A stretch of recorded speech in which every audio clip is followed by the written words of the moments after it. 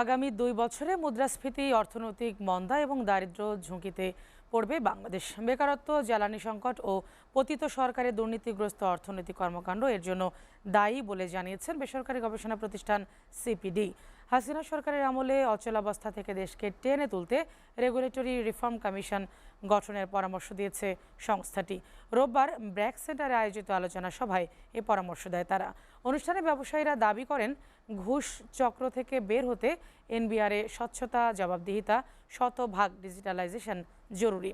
সেই সাথে ভঙ্গুর অর্থনীতির জন্য যখন তখন টাকা ছাপানো বাংলাদেশ ব্যাংককেও বড় স্বৈরতান্ত্রিক প্রতিষ্ঠান হিসেবে চিহ্নিত করা হয়। সাজ্জাদ জাহানের প্রতিবেদন।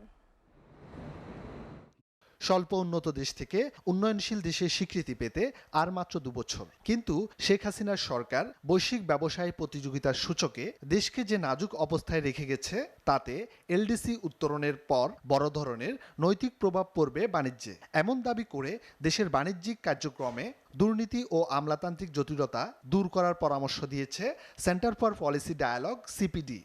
Developing countries in the Southeast Asian countries, even in the রোববার রাজধানীর ব্র্যাক সেন্টারে আয়োজিত আলোচনা সভায় সংস্থাটির জরিপের তথ্য তুলে ধরে জানানো হয়, মূল্যস্ফীতি, প্রাকৃতিক দুর্যোগ, দূষণ, বেকারত্ব, দুর্নীতিগ্রস্ত অর্থনৈতিক কর্মকাণ্ড দেশকে চরম সংকটে ফেলবে।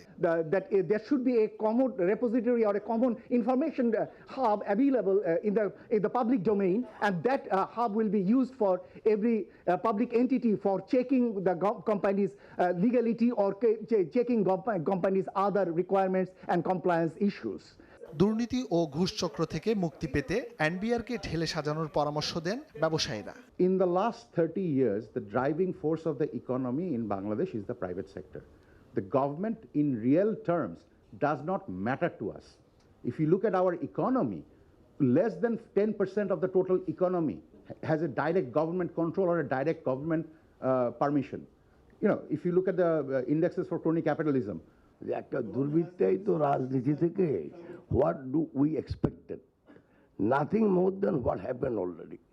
Because this criminalized politics has created their own self-interested group in every sector, whether be it in power, be it in banking, be it in energy, in every sector.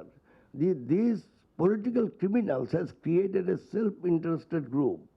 আলোচনাকে সমস্যা সমাধানের বড় হাতিয়ার হিসেবে দেখছেন প্রধান উপদেষ্টার বিশেষ দূত Lutfe Siddiqui.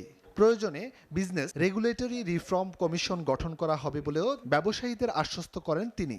So we wanted to change that, and we can do that structurally, or the political government can change that structurally, but we want to behave as though they are one authority starting yesterday. So we have created a working group. We meet. We got together. The first one was chaired by the chief advisor. এছাড়া সার্বিক অবস্থা বিবেচনায় 100টি বিশেষ অর্থনৈতিক অঞ্চলের লক্ষ্যমাত্রা থেকে সরকার সরে আসছে বলে জানান বিডার নির্বাহী chairman. Those are the only economic zones we are going to focus on as government to deliver what we had promised in terms of electricity, water, infrastructure, residency, anything that you talk about. And Sajjad Jahan, SCTV, Dhaka.